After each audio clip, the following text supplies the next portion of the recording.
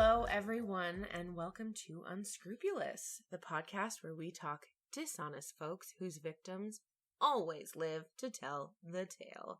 Hello to my buddy, Adam Lawler. Hello to my buddy, Beck Rose. How are you doing this week? I'm pretty fantastic. I'm realizing you just repeat my compliment to me, and every time I'm like, "Aw," but now I'm realizing you're just parroting. So yeah, damn. Now I've lost my edge. I've got to come up with another thing. Like genuine compliments. I mean, I understand. They're difficult to come up with. Says one neurodivergent person. Before we get into the meat of today, everyone, we do have a little favor to ask of you. We would love it if you would subscribe wherever you get your podcasts. And if you felt like leaving a little bit of a review, that would be beyond incredible. Listing 2 things that you think someone else is going to love about our podcast that's going to hook them into it, that hooked you into it perhaps. Yeah, thank you so much. It's important. That's all. That's all. That's all of me shelling us. I have my first conversational topic before we go into the stories. Excellent. Because I said it when I posted about the episode that was released. But the one that was released today? Yes. But so what do we want to call our fans?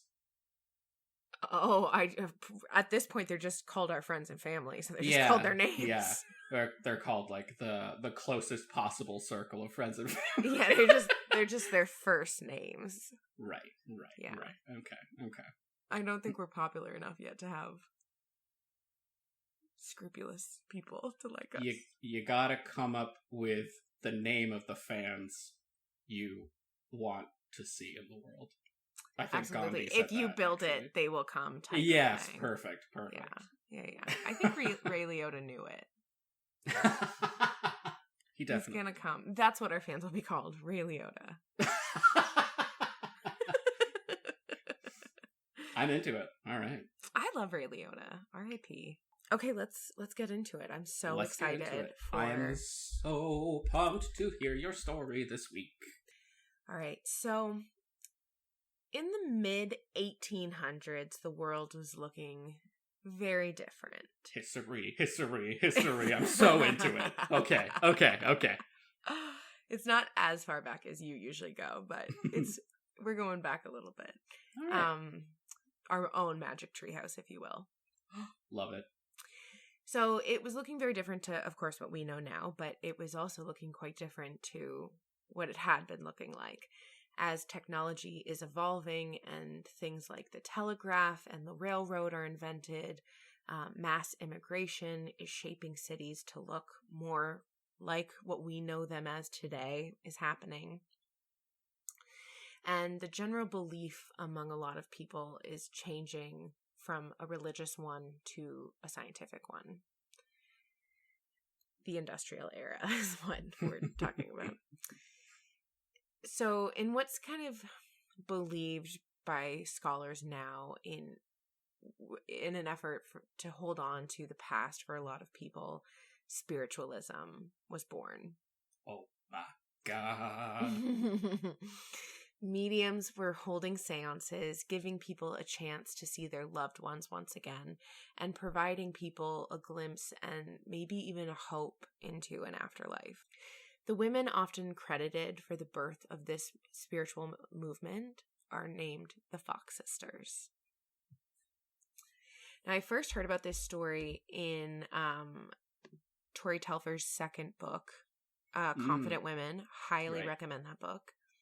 But most of my information today is coming from an article that I will link, of course. Perfect. So we'll be talking about 3 sisters altogether, but Kate and Maggie were the ones who were actually gifted, if you will. They were the ones who were having these encounters. Their older sister, who is sometimes called Ann Leah and sometimes Leah, I'm just going to call her Leah. She acted as their kind of manager, if you will. Kind of putting it very loosely. Okay. She was much older than them and saw an opportunity to help their family when her sisters first spoke up about their encounters with spirits. Gotcha. So Kate and Maggie were the youngest of several children. So when they were growing up, they lived alone with their parents, and the older siblings were already out of the house. Whoa, so there's like a substantial age difference between all of them and these two sisters. Yeah, a huge gap. So it's just the four of them in this one bedroom cottage in upstate New York. And during the month of March in 1848, Kate is 11, Maggie is 14, and the two girls start to be pestered by these tappings. In this small cottage, the family begins to become subjected to these loud thuds and cracks that seem to be coming from everywhere. Out of the walls, the floors, the bedstands, the door frames even. Eventually, the parents invite neighbors over to act as witnesses. Because when you're scared, invite friends. Yeah, bring your neighbors. Absolutely. I'm sure it was enough to call them over, but I like to think that they're like, come over for other reasons. Yeah, and then they were just like, every time the neighbors wanted to like start a conversation, they were like, shh, not yet.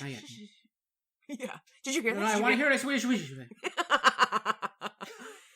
Thank you so much for inviting us over to your cottage. Just like under their breath, they're like, we're never coming back. And then paranormal things happened.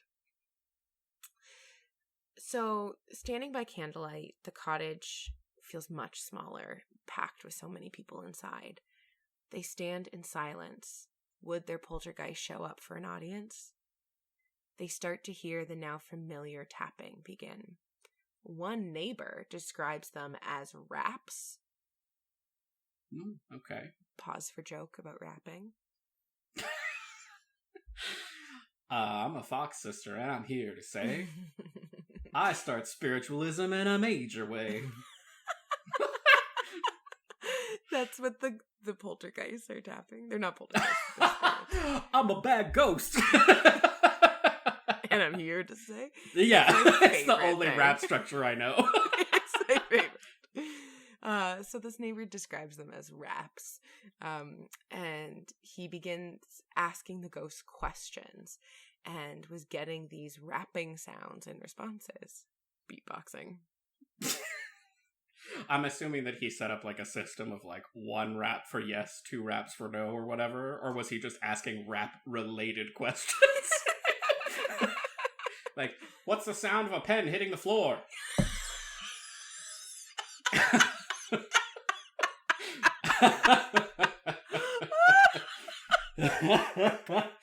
Oh my god, I just saw stars. I laughed so hard. I wasn't gonna laugh, and then you laughed so big. I was like, I have to, I can't. It's great. Can you do impressions of sounds of things falling?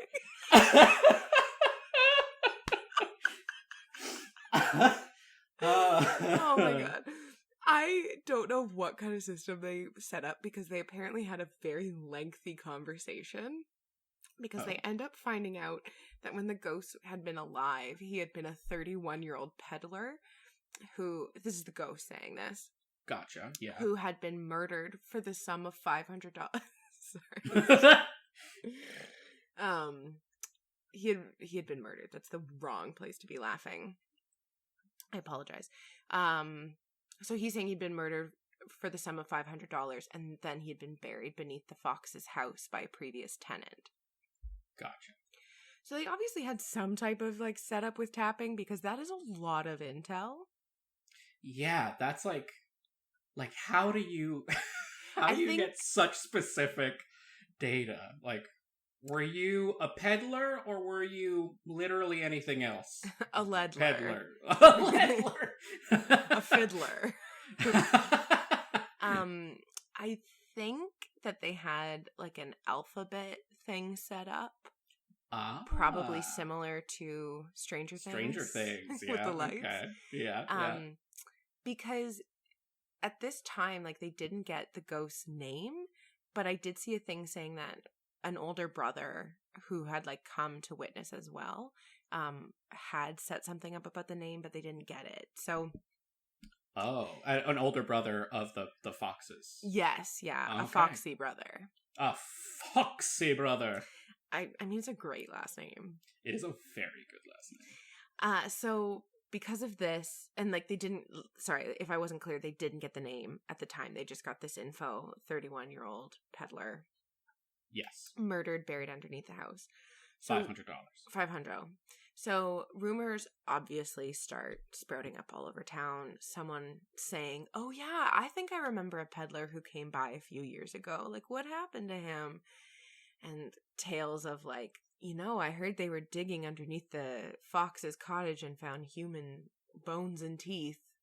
Oh wow, they went like right for it, huh? Yeah, so like just it's really creating a lot of imagination. There's some hubbub. Exactly. There's a lot of water cooler talk, but instead of water coolers, it's horse and buggies. Just a bunch of wells. That's exactly why. Yes, that is a much better equivalent. It's just trying to get water from their horses, and they're like, this sucks. Yeah. The 1800s sucks. But did you hear? There's a peddler who is a ghost now. I think I remember a peddler, and then the other person's like, wow, and they have found a body underneath the fox house. Mm-hmm, mm-hmm. It's good. It's good. So the story spreads like wildfire, first throughout the town, causing so many curious townsfolk to come visit their actual house because they want to like meet and talk to the sisters, to the point where the whole family ends up having to leave and go stay with that like brother in his own house. Okay. And people, I guess at this point, are they assuming that the haunting is like connected to the house, like the cottage? It's the girls. Oh, it's the girls. It's happening and following the girls specifically. Right. So they're literally just trying to get a little bit of privacy.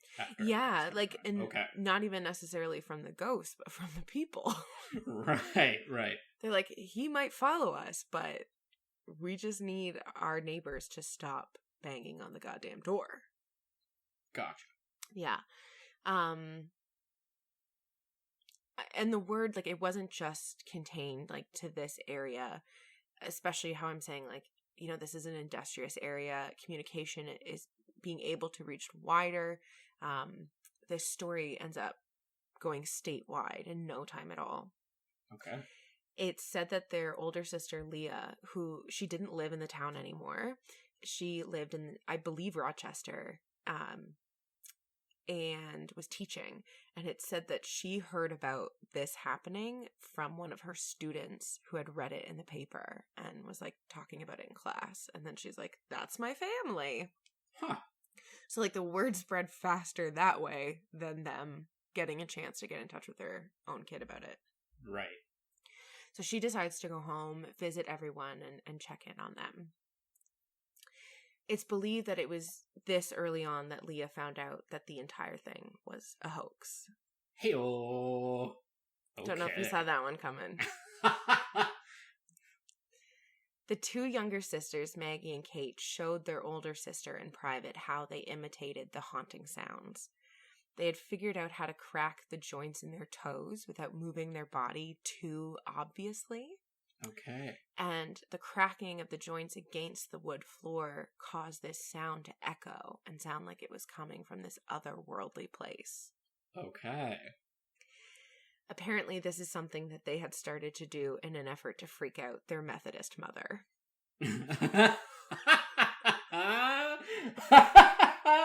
Okay, I'm into it. All right. Yeah. So funny. Such a, like, preteen thing to do. Yes, definitely. Like, that's not even a question in my mind. Like, that is absolutely how they started doing that. Absolutely, yes. And their mom, I'm sure every time she jumped, they were like, and like just kept adding to it. So Leah, the older sister, she wants to take this show on the road. She is not like, guys, tell the truth. She's like, guys, let's make some cash. So was she like instantly like, go home, children. Teacher's got a new job. Oh, yeah. Just like left. 100%. We'll get into it, but like her life amazing. before was not good, and this turned everything around for her. Okay. But like only her. So we'll get into it. So the first stop on their new life, Leah moved the two young girls into a house in the holy land of Rochester, New York. Of course. It's a Book of Mormon reference, by the way. So she moves them into this house, and she charges $1 per person for entry to see the two girls who claim to commune with the dearly departed. Okay. What year is this? This started in 1848. Okay, I'm gonna quickly, because on my phone I have an inflation calculator. Please. I would love to know. In the words of Let's Go to Court, adjusted for inflation. Adjusted for inflation. Okay, 1858, you said? 1848. 1848. Compute. $36.55. That is... Stop. No, that was even more than I thought it would be. That's steep. That's like but I guess base Canada's Wonderland prices. No. You think it's only $18 to get into Canada's Wonderland? For the base one that they get the to hit one you that with they're paddles like the whole time. Yeah, you can only go to the food court. You can walk around. And you can get stuff, but you have to pay for the pizza. You can't even use the bathrooms for $18. I'm sure. They'll know. So they are charging $1 in that money, 18 today or whatever. And just as word of their initial encounters had spread over the state about them, about this story happening, news spread that you could see them in person. And they quickly move from meeting people in houses to packed theaters. Okay. On November 14th, 1849, the Fox sisters demonstrated their spiritual rapping, I'm going to call it that every time, at the Corinthian Hall in Rochester. This was the first demonstration of spiritualism held before a paying public ever. Whoa. Yeah. It's so... Yeah, it's so wild to me because, like, for a lot of historical stories, there's a level of, like, quagmire. Like, you can't pinpoint and be like, it's not as easy to say, like, that's when it happened. Like, yeah, this is like the there's first an time. element of it being established. Yeah, like, but it's not, like, people say all the time, like, oh, Shakespeare invented this word. And you're like, you have no proof of that. It's just the first time that we know of that it was written down. Like, has nothing, but this is spiritualism. Like, it is the Fox sisters. That's wild. Okay. Yeah. Okay. And yeah, so they're making history. And I totally, at this time, if I heard that, I know that I would have had that, like, little flare of interest that my, like, freaky brain has and would be like, I will pay to go see this. Like, come on. That would be so cool. Especially since they don't have Netflix at the time. This is all they got. There. This is what they got. The two were performing seances in front of hundreds of people, answering questions that the audience would ask. And it was often questions about their own life. Like, they'd ask questions about their own love affairs or the stocks of the railroad. Very superficial questions. Mm-hmm. But as they grew in popularity, they began to have more famous people of the day be interested in them. A bunch of the people on the list, I knew, like, one of them. So it really... There's no point in, like, saying who it was, but the point is to say that they were very popular of the day. And it was, like, poets, abolitionists, publishers, people who were legitimate in their field, who were advocating for these girls, who were giving them even more credit. Gotcha. And at this point, are they saying it's the same ghost as the original one, or are they like carte blanche, we can talk to anybody who's dead? Yes, they're saying we can commune with the other side. Gotcha. Like, this is a gift now. It's not a haunting. It's okay. Yes. Okay. There were people, however, who were doubting the sisters' abilities. Things like ghosts of famous people who wouldn't have the same grasp of grammar that they had when they were alive. How often they seem to be able to conjure the same roster of famous people. Yeah. At one performance in Buffalo, cushions were placed under their feet, between their feet and the wood floor. And unfortunately, this was one of those nights that the spirits they couldn't be reached. Oh no, they were so busy. It was just like one of those horrible coincidences. The room was silent. But Leah was their manager, the older sister, was always quick with an answer when spirits weren't feeling particularly chatty. She'd say, "The negative energy of cynics is polluting the channels in communication." She would advocate that only those who were pure of heart and believed without question would be able to witness the sisters' abilities. Gotcha. This is a real Tom Hanks in the Polar Express moment for her. It's only going to happen if you believe truly. Unequivocally, you cannot doubt. Right. And then you'll see it. And if there's an Gotcha. ounce of doubt, it's on you. Yeah, Yep. I can see that. That's fair. But that's also something that I feel like at the time would be very believable for people. Like, if you are coming from a religious standpoint, like, you have been taught that you believe unequivocally. And if you speak your doubts, then you are bad. So, yes. Yeah, that makes total sense to me, that it would turn into, like, you just use that same logic. Yeah, like, it wouldn't even be... Like, they probably didn't have to sit down and brainstorm that. They were like, well, we'll just tell them this. Like, that's... Yeah. There you go. Probably didn't even have to think about it.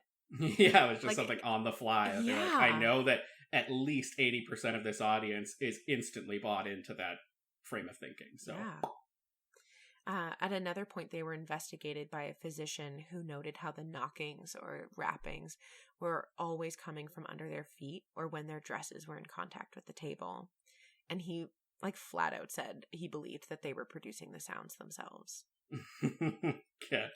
In 1857, the Boston Courier set up a prize of $500 to any medium who could demonstrate a paranormal ability to their committee.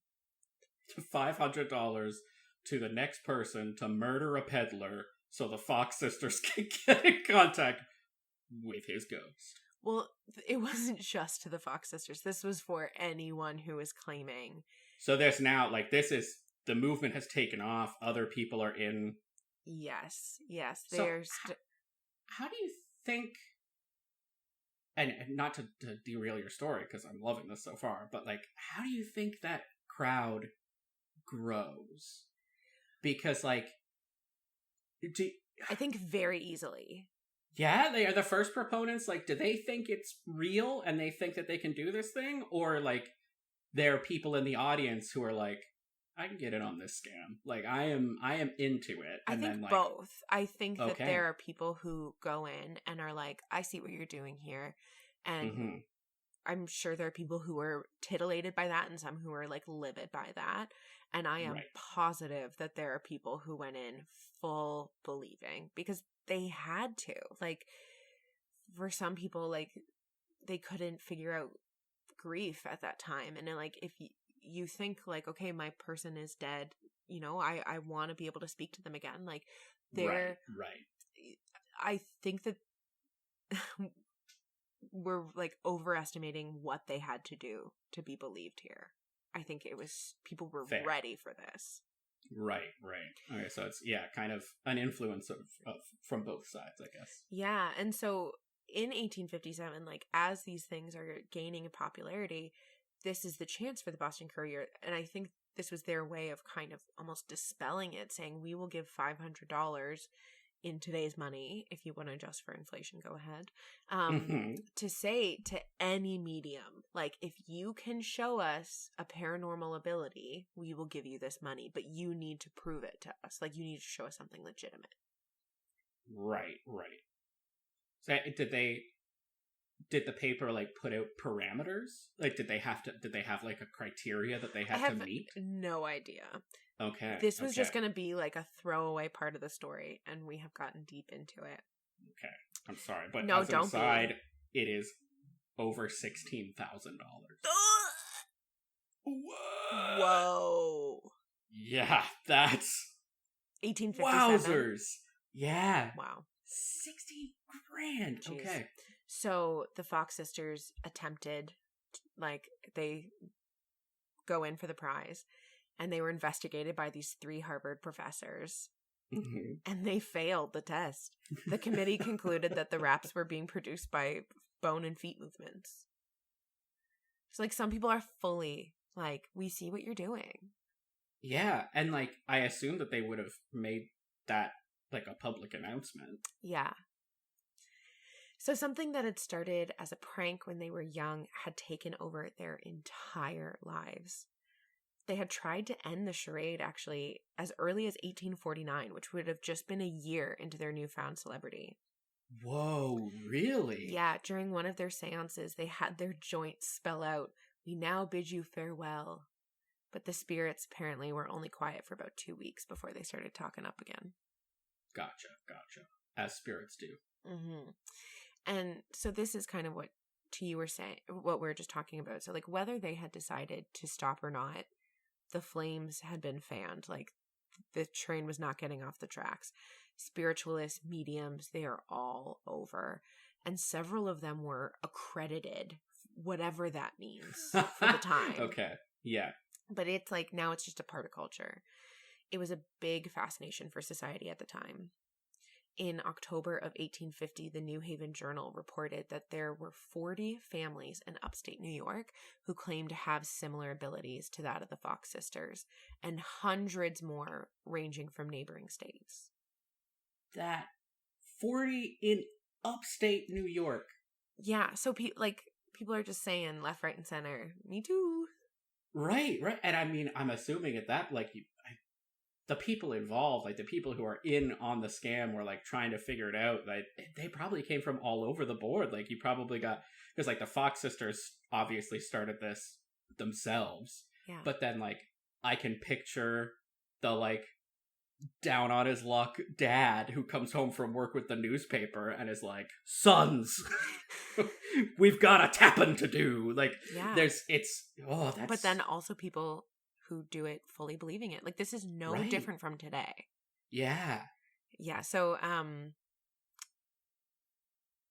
in 1851 as well, a writer at the Spiritual World, which I guess is like a spiritual magazine, they tallied that more than 100 spirit mediums existed in just New York City alone, just in the city. Whoa.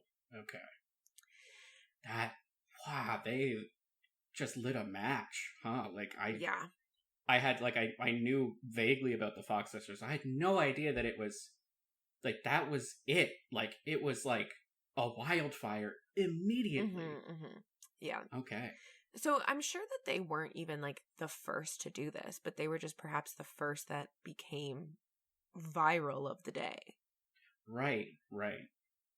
Yeah, and they did elaborate as well. Like, when Kate was older, she was the younger of the two of them. She eventually traveled to the UK and, like, took her act with her on her own. And she was staging shows where ghosts appeared, not just through wrappings, but in physical form. Okay. And it's never really been figured out how she achieved this. Just like seances of now, people have their ideas of, like, you know, cheesecloth and all this stuff, how people made physical apparitions. Right. But hers specifically were said to always appear with a strange, quote, psychic light during her seances. Okay. It definitely it sounds like the old mirror trick. Yeah. That they used in theaters, like, in general, for that kind of thing. Because like, the glow is kind of like, it's eerie, but then you're like, well, it would have to glow because it would have to be lit up, and that makes sense. And then using shadow work, I'm sure, like... Yeah, for sure, yeah. And when you've got a theater full of people who are ready to believe, like, you literally don't have to do that much. Exactly. Yeah. Exactly. So now, unfortunately, neither sister really had a very happy life. This prank that they had started to mess with their religious mother had completely taken over their lives. And the two were fighting with their older sister, Leah, and eventually had a falling out. Wow. Okay. In 1888, 40 years after this all began, Maggie was ready to make a public confession. Whoa. At a show she held at the New York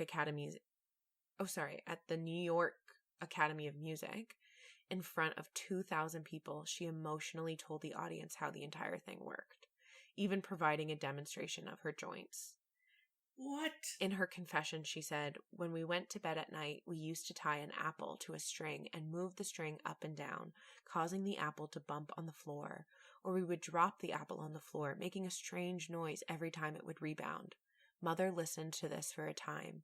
She would not understand it and did not suspect us as being capable of a trick because we were so young." Whoa. How dumb is this mom? It's a one-room cottage, Adam. It's not like it's in another room. They're in one room. They're dropping an apple, and the mom's like, "What? Huh?" And, like, how, like, I mean, obviously, yes, apples grow on trees, but, like, at some point, you have to be like, "Hey, you taking another apple to bed? Yeah. Where'd all our string go?" Like, what? Oh, and the mom's just like, Ghost? Surely it's a ghost. Oh my god!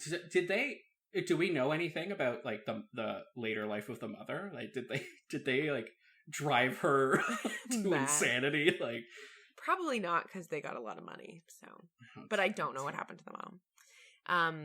Now, so Kate agreed at the time with everything her sister had said, but a bunch of people were like, "Nah, she just said that for the money." And one thing I did read that would back that up a little bit, to be fully transparent, I found this little anecdote on Wikipedia, but it said that it was believed that she was paid around $1,500 by a reporter for a fake confession. Oh, okay. But she demonstrated everything. I know. So how fake can the confession be? That's the part that gets me. But the thing is, like, I didn't want to get too much into this part of it, because I think that there's so much more than this, and the things I read kind of brought this up quite a bit. But the two struggled with alcoholism through a lot of their life. And like, they were not happy people. Like, their lives were a lie. And it's believed that they both in the end were in poverty. So it's believed, like, she needed the money. Like, that was known. Right.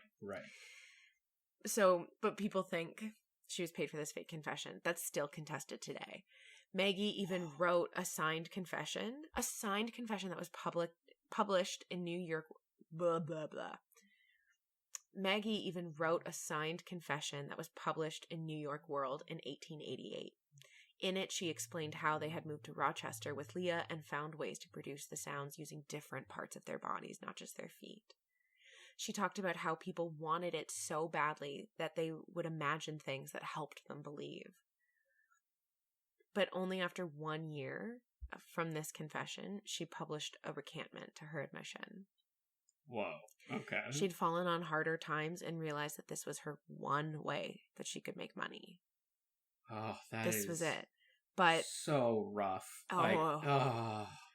But unfortunately and surprisingly, her announcement, after her announcement, her popularity and demand was really never what it had once been. I mean, makes sense. Yeah.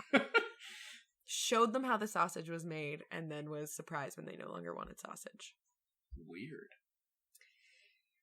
Maggie, the older of the two of them, seemed to be the target of the ridicule between the two of them for some reason. Like, people targeted on her. These sessions took more of a toll on her. In Troy, New York, someone even attempted to kidnap her because they were upset with the things she was saying. Like, just Maggie? Yeah. Okay. Maggie had even been in love with this guy at one point who was an Arctic explorer, and he kept telling her, "I'll marry you one day, I swear." As Arctic explorers are wont to do. They're cold just like their surroundings. Yes, exactly. It's not just the ice caps that are frozen, it's your heart. My dear, I am as inaccessible as the Arctic. He kept trying to push her to give up spiritualism and get an education. I mean, was he wrong? But, I mean, at the time, didn't that just mean, like, an education for a woman would be like, do you know how to sew? Yeah. Yeah, exactly. Yeah, like it's not, you're not like, this guy's not progressive. He's just it's a scam, make your own money, however you have to make it. Well, he did really love her, but the problem was that his family was from high society in Philadelphia. So when he's saying get an education, it's like become mainstream, get out of this alternative world, get an education at like a proper institution. Right. So really it's like the coded be worthy of my family name. 100%. They're pushing him. Ooh. And so he's walking this tightrope between loving her and kind of being embarrassed by her reputation. Ugh. But when he was only 36 and on an expedition, he got sick and he died. After his death, she said that they had been common law married, having had a ring exchange ceremony right before he left. And she released a book of their love letters. But his family was not having this. They were not supportive after his death, just like they weren't when he was alive. They didn't recognize this. They flat out told her she wasn't allowed to come to the funeral. She didn't get anything that a legal partner would be entitled to. It was kind of debated as well. Like one article I read said definitively they had a ring exchange ceremony. But then another thing I read said that after his death, that's when she told people that. Gotcha. So from his family's perspective, that's perfect to say she made it up. Right. And was this previous to her confessing? Yes. Or it was previous to her confessing? This was before the confession, yes. Gotcha. Which, I mean, I'm sure the confession only would have helped their case anyway, to be like, well, she lied about that. So. Oh, yeah. But she just had this tragic life, though, like of losing this love, all these things, and then, And later in life, she would eventually become Roman Catholic and very seldom dipped her toes into the spiritual medium business. Leia, who was the oldest sister, really thrived in this environment, like I was saying before. Okay. Before all of this, she'd been a single mother, a teacher in upstate New York, not an easy lot in life at this time. She was even a woman, which is not great. But in the spiritualism world, which was a branch of entertainment that she essentially helped build, she found success and opportunities she never would have been able to have afforded before. Right. After the death of her first husband, which had left her to be the single mother, she eventually went on and married a successful Wall Street banker. Whoa. In 1851, Mrs. Norman Culver, I just realized that this said Mrs. Norman Culver, so it's her fucking husband's name. Oh, gross.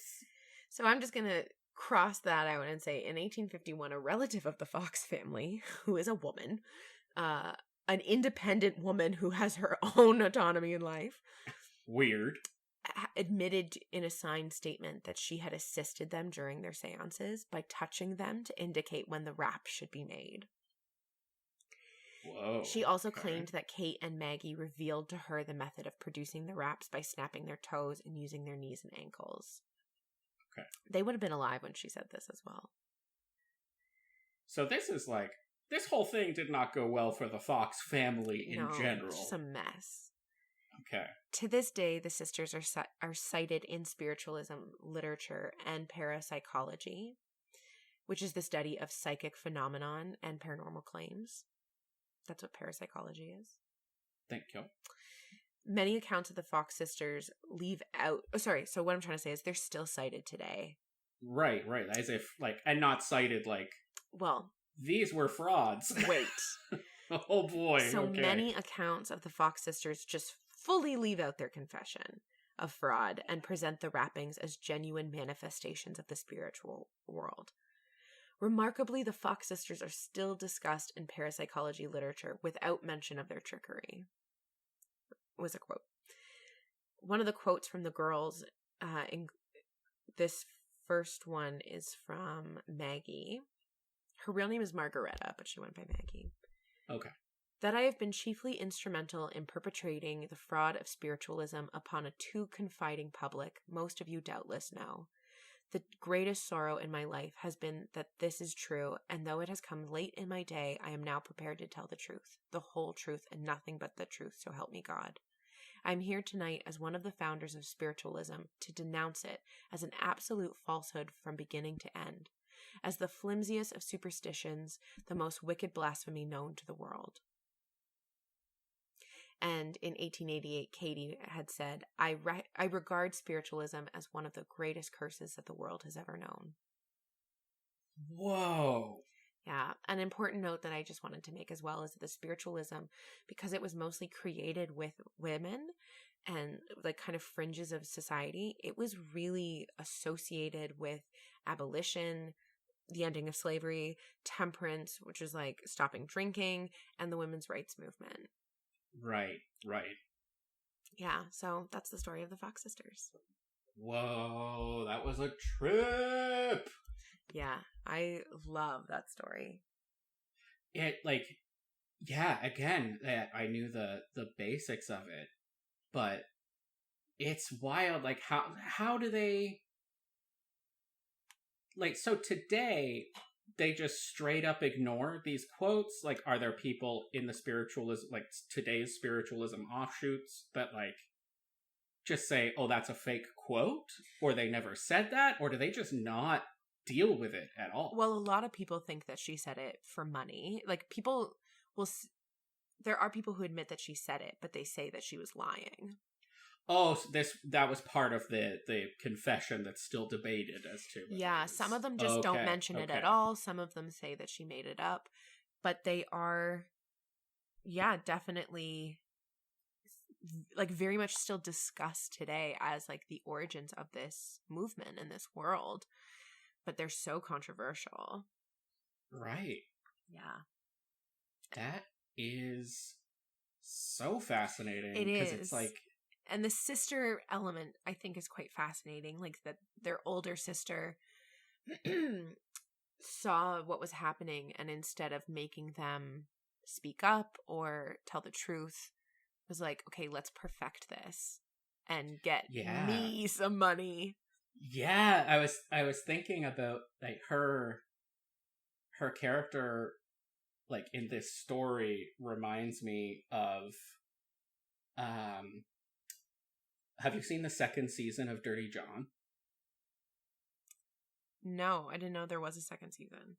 Yeah, it's a different true story, but it's set in the 80s, and it's that figure of it's Amanda Peet. She's incredible in it, but she plays this person who they followed the rules. They did everything that society and the people around them told them that they had to do to be a successful like she married young, she married wealthy, she had the kids, she kept the house, all that stuff, and then like basically her life spiraling out of control once her marriage kind of dissolves. And I kept thinking of that when you were talking about Leah, especially like she's done the thing. Like, she got married, she has a job, she has kids, and now she's a single mom on not very much money.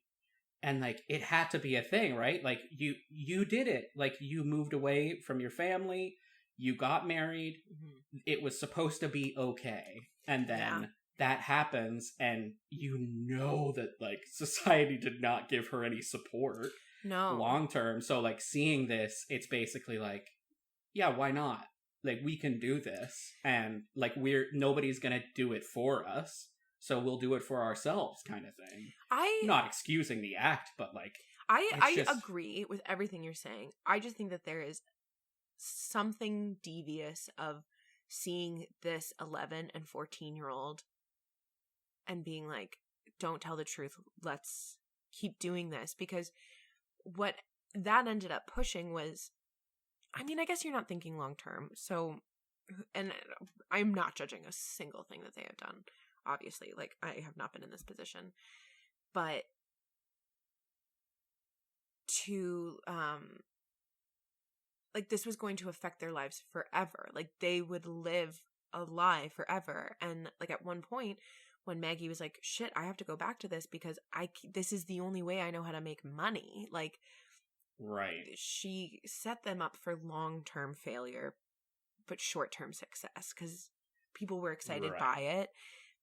But That's got to weigh on you to make a decision when you're 11 and 14. Like, yeah, let's keep it going. That's not something you're going to want in 40 years. Yeah, that's true. And like, regardless of whether she also had the ability to make sounds or whatever, like maybe she didn't have that ability at all, but like, you do have to consider that she took the getaway role in the three of them. Like, she has no attachment to this. You're not paying to see Leah Fox. Mm-hmm. She just happens to get the money and to profit off of the success. But at the end of the day, she's like, if this goes south, like, it's not on me. Yeah. I didn't do the thing. Like, it's not, I can do other things. I've had jobs. I'm married again. I'm like, it's all this kind of stuff that's like, I think she got married again from this. Like, I think that, like, she was single when this started happening, she was a single mother. And then through their traveling and stuff, that's when she would have had this other man. So in my viewpoint of it, it's like she had this difficult life beforehand, being a single mother. All I hear in my head is Reba.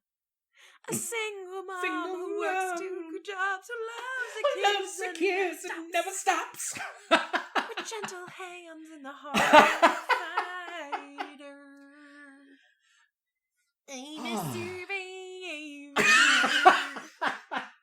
Bullseye. Thank you. I don't even remember what I was saying. Yes, being a single mom, struggling in this way, like, then when this started, like when she started to be able to make the money, and also, like, don't forget, she took them to her house and works with them to, like, perfect the noises, like, works on making it more lucrative, and then kind of like unleashing it onto the world and making this new branch of entertainment. For her, it was like a success story, but she had to like really put her sisters under the bus, and then they had this falling out. I have no idea what that was about, but I'm sure they were pissed. Yeah. And I'm just saying, I guess what I'm trying to say is, I feel like they had a right to be pissed, but I also can understand why Leah would say, let's do this. Like, let's get out of here. Let's make some money. Yeah. The story has the scam from, like, turning on everybody from all angles. It's like, just, you don't often, like, the way that it turns on the con artist at the end is usually, like, they get arrested, they go to court, like, whatever. Like, that's the turnaround. But this is, like, this probably, no doubt, ruined other people's lives who, like, viewed them in some way, but, like, this definitely had a hand in ruining their lives. Absolutely. Actually, it's so, again, I didn't go into, like, their addiction issues, but Kate, like, lost her kids because of it. Like, it ended dark. But what's interesting, I think, is, like, this is kind of, if we're going to call this, like, a con, this is, like, a con that stems so many other cons, because there are so many stories of people pretending to be fortune tellers and, like, stealing people's money and their houses and stuff. Like, this created something. Basically, like, this is whatever his first name was, Ponzi, who, like, Ponzi schemes were named after. Like, right. Yeah. Like, this should be called Foxism by all rights. Like, that's, like, the fact that it's still, it's not even just like, oh, this was influential to the way we live today. It's a timeless it's tale. Here. Yeah. Like, it's still here today. This story could have happened in 1840 or 2020, and every bit of it is believable then and now. And every influence we're talking about, like, every motivation behind it, it was the same thing then and the same thing now. Like, humans do not change. Yep. That is such a good story, and I loved that. Like, I just also wanted to say, sorry, before we move on, I love the, like, punk element of it. Like, this was the alternative, the fringes of kind of, like, regular society. This was a place for people who believed in freedom, who believed in, I mean, the temperance thing is boring, but like, women's rights movement, abolitionism, like, this was a place for people come together and meet like-minded weirdos who didn't want to conform. Right. And I remember there was, I believe it was another podcast episode that I had listened to a while back, but they talked about it was a specific spiritualist, but how, because like you said, it's a kind of on that alt scene, it's the fringes of society. There was also this like heavy, which I never knew about and do not associate with the time at all, but this heavy sexual element to specifically this medium's shows, but also like a little bit of the wider movement where like it was just this weird, like it was like a neutral zone where, because you could talk to the dead, like anything could happen. And there were shows where like you would be in the room, the lights would be off, and then they'd have a husband and wife in there, and they'd tell the husband that a spirit was there and they really wanted to give them a kiss. And then they'd kiss the husband in the dark. And then they'd say, oh, they really want to give the wife a kiss too. And then the person would kiss the wife. And it was just this weird, like, titillating thing that's like, it's so different from your average day to day that I cannot fathom how exciting it would have been to be in that room. And like, whether or not you believed in it, you'd be like, for this hour, this is real. Like, this is 100% everything I'm looking at. And I'm not going to think about like, would I have to work tomorrow, or the fact that like I have 9 kids at home and no way to feed them properly. Yes. It's just like, it's such escapism. A thorough distraction that like, yes, escapism, that like the whole country just seems to have like, yup, and thrown itself into there. Yeah. And I can understand it getting to those like the extremes of like sexual taboos, because you're already getting into the taboo of death and like talking about it. And I think like it could go this one way of being more wholesome, of like people coming and saying like, I want to talk to a departed relative. But then you can get into the like left-hand magic, what's his name? Anton LaVey. Aleister Crowley, like sex on it. Like I can see why it would go off, why it would attract these different kinds of people, which goes to show so much about our psychology as animals. Yes. And this like unknown thing, and then like adding those taboos to it. Yeah. That's so amazing. I love this conversation, and I love, for me, I feel like this kind of pushes topics in a way, because it's like, it wasn't necessarily like a true crime, like they lied, there was like a devious thing to it, there was like a misact, but I love talking about this world, this time period. I'm so glad I wasn't alive in it, but yeah, 100%. I don't know if you've ever read the book, or if any listeners have read the book Witches of New York by Amy McKay. No, I've heard really good things. It's one of my favorites, and it's very much this time period. Okay. And people doing this, but it's like people who can actually do it. And there's mysteries ensue, but I just feel like this is such a fascinating time in human history, like this turn of cities and society as we know it, but still very, very different. Right. It's a very like not that long ago, but still really long ago.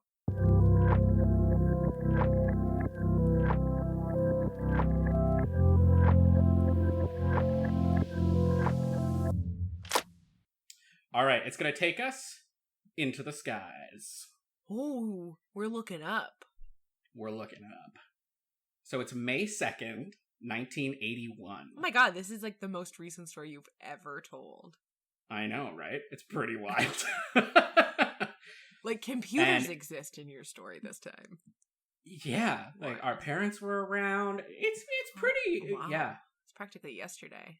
So Aer Lingus Flight 164 is heading from Dublin toward its destination of Heathrow Airport in London, and there are 113 people on board. The flight has thus far been unremarkable. It's a short flight, nothing really out of place. But the cabin crew does take note of a man. He's a well-dressed, seemingly successful businessman who has been nothing but polite for the entirety of the flight, but he had gotten up to use the bathroom. Do you have a fear of flying? Do I have a fear of flying? No, I do not. Do you have a fear of flying? Yeah, a little bit. I mean, not a huge one. It's not my favorite thing in the world. Right. But I've lived in Europe. I've done it quite a bit. You've also lived in another country before. You tend to do it when you travel, but not a huge fan. Feel like it can't breathe. 2 weeks in a row, you're bringing me to my fears. Just digging right down. Oh my god.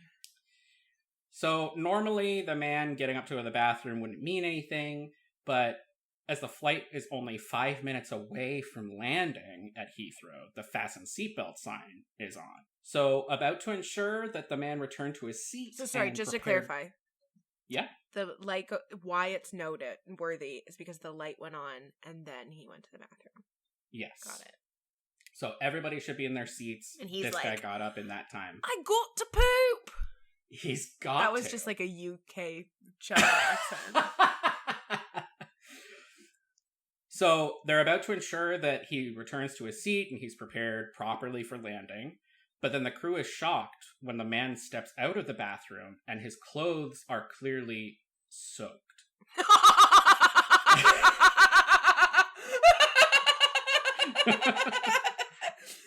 Woo! Don't go in there! Took a turn! This is an Ace Ventura quote. He just comes out and he's like, I had an accident. Something awful happened to them. No one go in there. I'm so sorry. Looking down at the ground like, no. I can pay. If only that's what happened. So instead, he tells the crew that he's doused himself in a flammable substance. Oh, shit. In one hand, he's holding a lighter, and in the other, a small glass bottle of cyanide. Oh boy. Let's get into it. I wish he had an accident. Right? I wish the true crime was like how they had to clean the bathroom after. The true crime was what this man's body did. Yeah, you're ill here. Okay. So Laurence James Downey is 55 in 1981, and he is a man from Perth in Western Australia. In the 1950s, he actually lived as a Trappist monk in a Roman monastery. Can you explain what that means to me? Yes, so this is the first of two very brief asides. So Trappist monks are officially known as the Order of Cistercians of the Strict Observance. Can you explain that to me? Yeah, yes. So they get their moniker from La Trappe Abbey in Normandy, where their reformist movement originated. They basically started out of this one order. They thought that they weren't being serious enough about it, so they made their own monastic order that eventually takes on the name of Trappists from the monastery name. I thought they did, like, trapping and hunting. Oh, can you imagine? Like, that's the weird thing about them, is that they're like, we'll trap rabbits, but that's it. That's it. That's where we draw the line. Trap things. So... Or they invented trap music. They're way ahead of their time. So they don't take a vow of silence, unlike what many people believe, but they don't encourage what they call idle chatter and only speak when they deem it necessary. An autistic person's dream. No small talk. No small talk at all. Like, specifically, small talk is like, no. How's the weather? Shut up, Frank. You know the rule.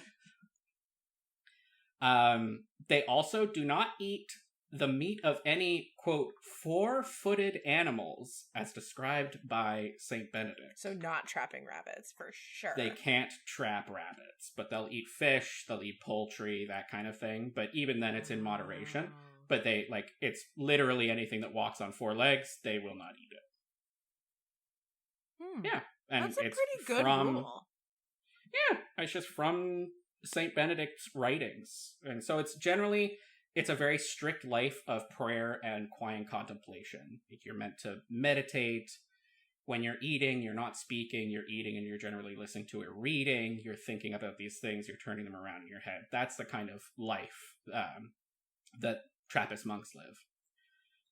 Laurence Downey is kicked out of the monastic orders after he punched his religious superior in the face. He didn't like his trap music. No. You don't understand me. It's got a face! This is who I am! There's no article that I'm sure you peaked the shit out of the audio for that joke. Oh, yeah.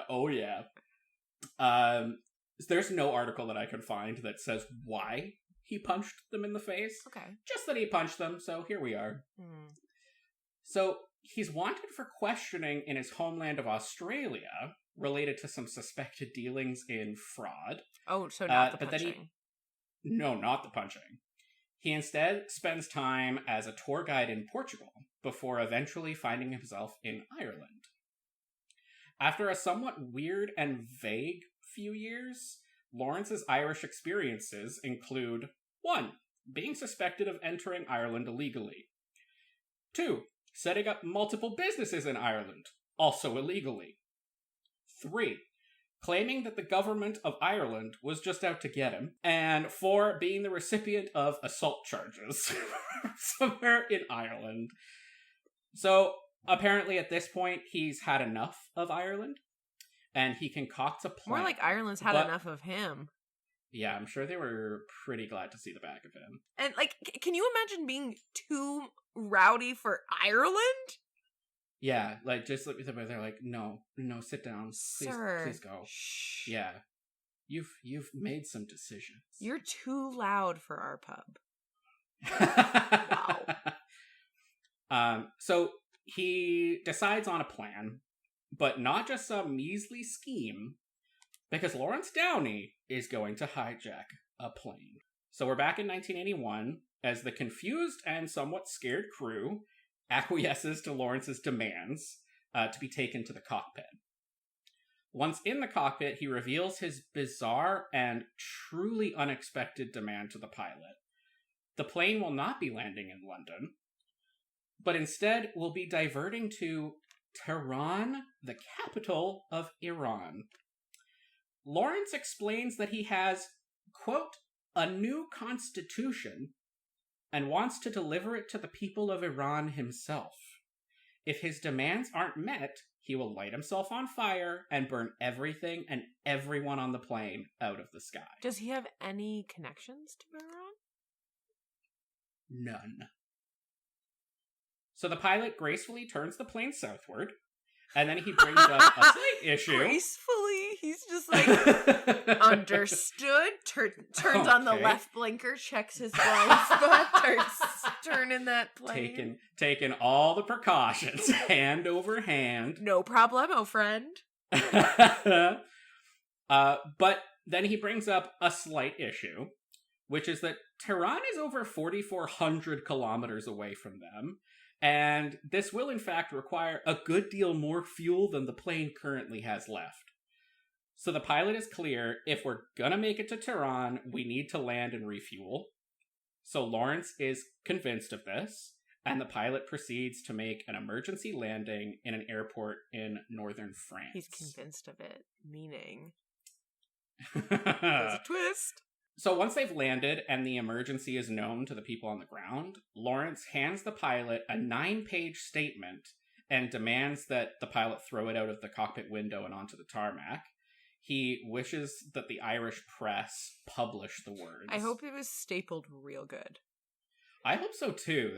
No, it's just one by one. It's just like flying away, and they're That's like, what I think. I'll wait until you get he back. throws it out in like manila envelope. And the wind just like picks it up. All together. So the pilot does it, he tosses the document out the window, and then the responding authorities get to read what the hijacker has to say. Turns out, Tehran was never part of the plan for Laurence. That was just a distraction. His real demand, as outlined in his statement, is to the Vatican.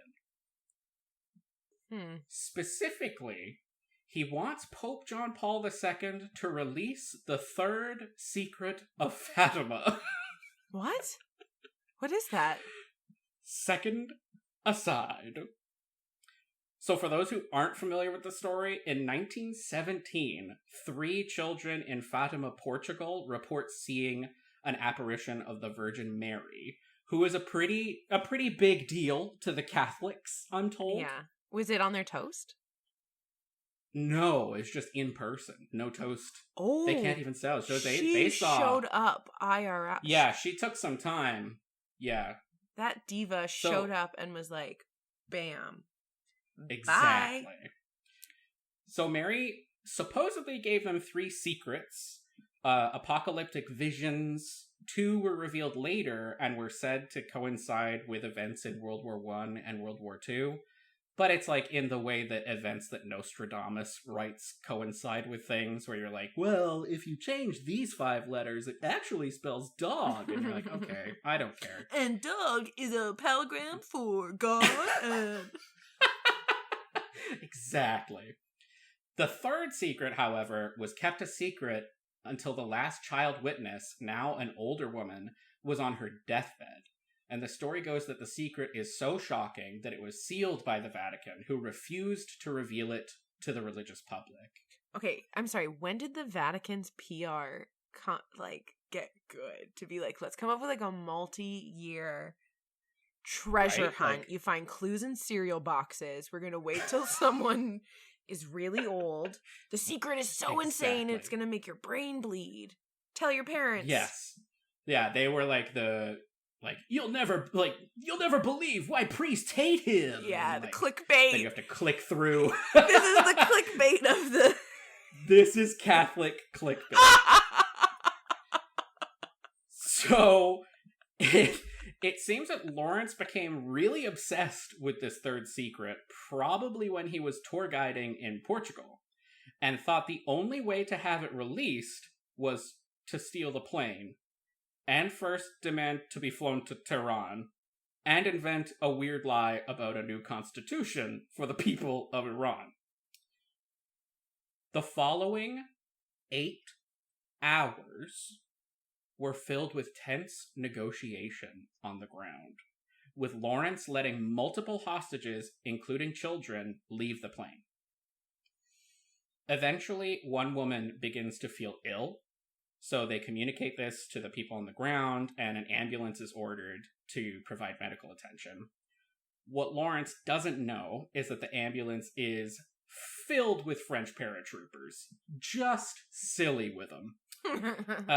The moment he opens the rear exit to let the sick woman off the plane, the paratroopers entered the plane and easily overpowered the hijacker. It was over in seconds, and no shots were fired. Laurence was put into custody and questioned for half an hour, which seems bonkers to me. Wow. But I have a feeling that he was just the most aggravating person to speak to. So they just let him go. You know what? That's enough time. That's literally the length of my lunch break. Yeah. I cannot wrap my mind around what questions were in there, but during these outstanding 30 minutes, it was discovered that Laurence was not covered in anything close to flammable. It was just water. He did have an accident in the bathroom. Possibly. And then he was like, how am I going to spin this?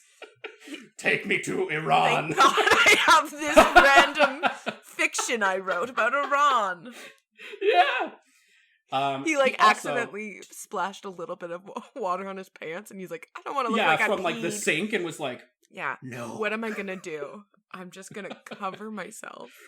Oh God! Like, they can't tell that I had an accident if my whole body is wet. They won't smell where the shit's coming from if I smear it everywhere. Everywhere. It's also discovered that he does not have cyanide.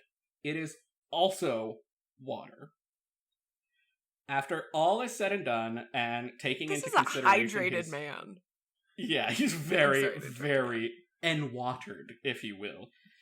So they take into consideration his history of the fraud, the assault charges, where he's wanted in different places around the world. And then they sentence Laurence Downey to 5 years in a French prison for, quote, air piracy. Ooh. Yeah. Is that how you found this story? Were you Googling air piracy? No, I wish. I'm going to Google that, though, and see what happens. I don't even know how I stumbled across this story. I think I'm going to start Googling piracy way more often. So he served 16 months before being released early, and he went back to Australia, where he seems to have lived a quiet enough life that he just sort of dropped off the records. Like, nobody seems to know if he's still around, but he could be, and he'd be about in his mid-90s. Wow. He at least lived to see the Vatican actually release the third secret. Yes, what was it? 19 years after his plan failed to persuade the Pope to do so, they opened the envelope, and what is the secret? It's just a good yarn about modern persecution of Catholics and Christians. The overall public is pretty disappointed. It's not nearly as cool or metal as people were hoping it would be, and even the Pope seems kind of bummed. This is exactly like the reboot of Gilmore Girls and the famous final 4 words and how deeply disappointing they were. Yeah. So wherever he was when he heard the news, I doubt Laurence thought, even for a second, that it was worth the whole air piracy thing. Oh, I hope he lived to hear it. he could still be out there in Australia, just living his quiet life. Maybe he's done other scams. Maybe he's found new religious stories to get obsessed with. But that is the story of the Australian ex-monk who hijacked an Irish plane. I forgot he was a monk at the beginning. Oh my god. There's so many twists and turns in this very short story. Yes. It's wild. Can you remind me what year they released the third secret? The third secret was released in 2000. So he likely was alive to hear it. Yeah. I hope he was, because that's a bummer. And he kind of deserves a bit of a bummer. And I only say that. I know no one was hurt, but he traumatized a shit ton of people. Yeah. It's wild. So, like, there's some really great articles about this that we'll post in the show notes. And then there's also a bonus one that is a bonus reading homework because I love our listeners so much. But it's a Vox article about just how common hijackings used to be, specifically in the US, where I didn't know there was a 4-year period of time from 68 to 72, I think, in the US alone. 130 planes were hijacked in 4 years. Wow. It's wild. And it was usually this weird thing. Like, all of the hijacking pre 9/11 was very much like usually single person or a very small group, and they had some weird demands, or they just wanted to go to Cuba. Because it's how we're kind of like how we were talking about the last one, like how people are the same, but like the means around them. Like, this is like modern day piracy. Like, yes, yeah, it's weird as shit though, and like so scary. And you're right, like how different it is pre and post 9/11. The thing that shocked me the most, and then I was shocked that it shocked me the most. How did he get so much water onto a plane? Oh my god, you're right. They won't even let you take those on anymore. Like, it's just he got it from the tap. But he also had the empty bottle, so he was either like bringing an empty bottle on there and they didn't question him at all. It's just such a weird thing. Like, he either had the empty bottle and then filled it on the plane, or filled it before he got on the plane and nobody questioned him. That's kind of also hilarious to come out with a water bottle and be like, I'm covered in gasoline and this is cyanide. Like, yeah. Wouldn't you be like, context clues? You don't smell like gasoline and you're holding a water bottle. I'm going to say it's all water, sir. I'm gonna have to. The seatbelt sign is on. Actually, I don't know if you noticed. Please give me the light. Yeah, and like he has a lighter. Yeah, they won't even let you take nail clippers. Yeah. And like you have a lighter. It's such a different thing. And like there are some of the articles that people can read through. That they have like little quotes from the crew, and they're just like such like Irish mentality quotes. And it's just like, this is like the worst possible time for this guy to have done this, because there's so many other bigger things happening. That's true. The 80s in Ireland, like nobody. This is the trouble. Yeah, this is just like a drop in this is IRA bombings. This is like going on. So like you got on an Irish flight full of mostly Irish folks, and so like, are you saying the that quotes from the crew were like, "This fella comes out of the bathroom and he's wet and." We just had to take him to Iran, I guess. And like, it's just like, I think like you are essentially like, for the Irish people on the flight, like a lot of them would have lived in very traumatic experiences already. So they're saying that they weren't like, this wasn't something that like, I can't sleep at night now. Yeah, a lot of the quotes and stuff, they're kind of just like, it was scary, like it was scary at the time, but like it's just maybe more weird than like, yeah, more weird. And I think like especially with the explanation of like why this is happening, you'd be like, this is gonna be very funny to talk about someday. And was the captain lying about the gas? No. Like they were. They only had like, he legitimately was like, we need to land because like I can't take you much further. Oh, okay. Than the north when you of said France. He was convinced of it, I thought he was like duped. I think it might be partially a part of the protocol at the time for if this happened, because this was happening in this period of history like so often that like this would be a part of your training as a pilot, and then I think he was legitimately like, we can't just like, we don't power the plane with wishes, like we can't just fly to Tehran. So like we're gonna have to land if you believe. Everybody stick your arms out. Whoa. But it was I think the pilot was sincere and then landed, and then when he gave the document to the people on the ground, I think the authorities were like, so you said he wanted to go to Iran, but that's not in here. And then the pilot would be like, what is in there? Oh, so like that little like manifesto thing. What? The manifesto was all about the Vatican.